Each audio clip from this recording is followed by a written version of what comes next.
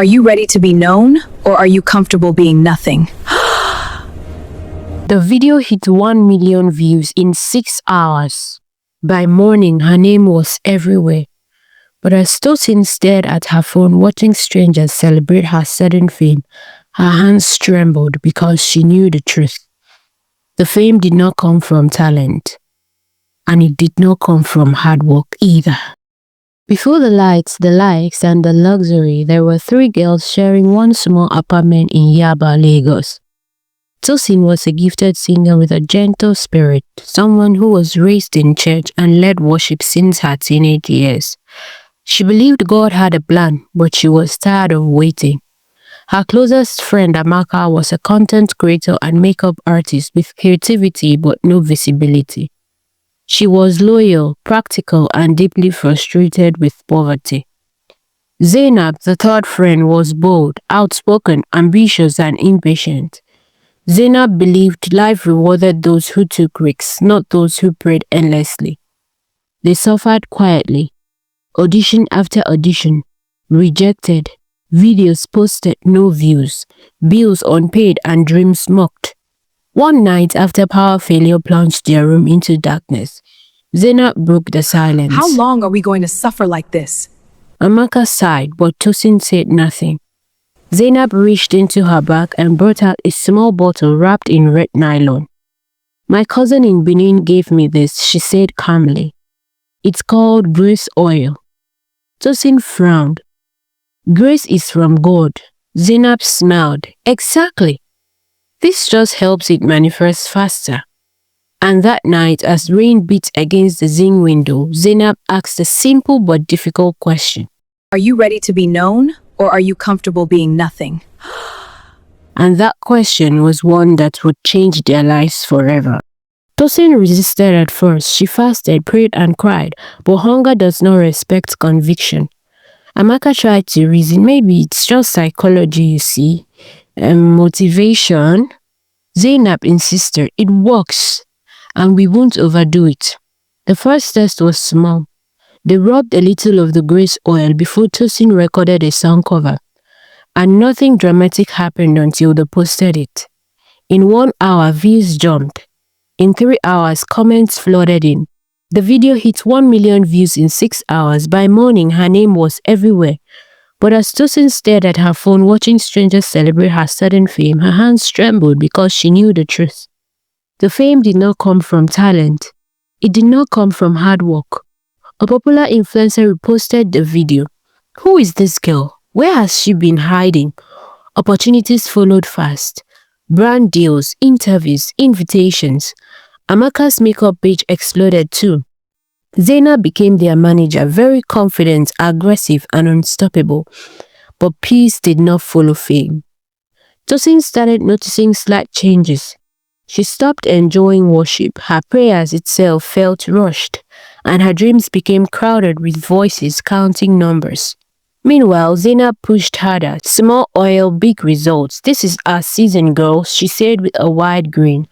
Amaka too began to worry. Why do I feel like we are being washed? She asked one night. Zainab laughed. That's success, paranoia. But that same night, Tosin woke up screaming after dreaming that her voice was taken from her mouth and placed inside a bottle. Gradually, the suffering changed shape. Money came, but rest left. Fans increased, but fear followed.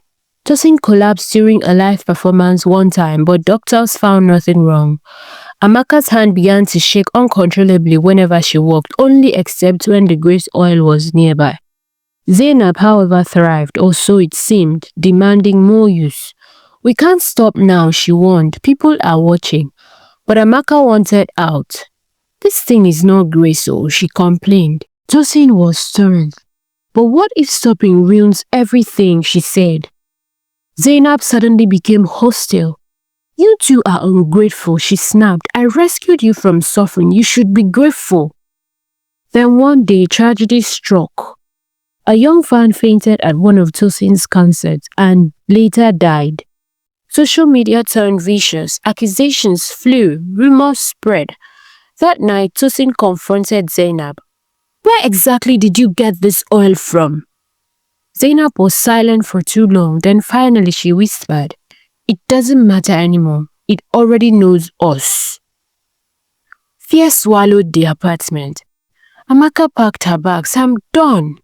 Zainab blocked the door. "No one leaves. If we scatter, it will scatter us." Tosin fell to her knees. For the first time in months, she prayed not for fame or success, but for mercy. "Oh God, if you are still there, please help me." And the lights flickered. The bottle of grace oil fell and shattered on the floor, releasing a foul stench. Zainab screamed as if something had grabbed her. Amaka prayed along with Tosin loudly, tears streaming down their faces. Tosin sang, weakly at first, then stronger. The atmosphere shifted. Zainab collapsed, shaking violently and crying out about promises and prices. By morning, silence returned. Zainab was hospitalized. She was mentally and emotionally broken. Their fame crashed overnight. Contracts were cancelled and followers left. But in the ashes of their downfall, something unexpected began to grow. Months later, with no cameras and no crowds, just healing, Tosin returned to church quietly. She sang again. Not online this time, but at small gatherings. Amaka rebuilt her craft slowly and honestly. Zainab eventually returned more humbled and ashamed. "I wanted to escape from suffering," she wept, "but I only multiplied it." They forgave one another but learned the truth too late, although not too late to be saved, that instant fame can lift you fast, but only grace can sustain you. And anything that replaces God will eventually demand your soul. Moral lessons. The story warns that success achieved through ungodly or dishonest means may rise quickly but will eventually extract a painful price. It also teaches that true grace cannot be manufactured or manipulated, but counterfeit grace produces fear, bondage, and destruction. Ambition without discernment can destroy relationships and destiny. So every ambition must be guided by wisdom, humility, and moral boundaries. Lastly, restoration is possible when repentance replaces pride. And when true repentance comes, it leads to redemption and a more meaningful path forward. Did you enjoy this story?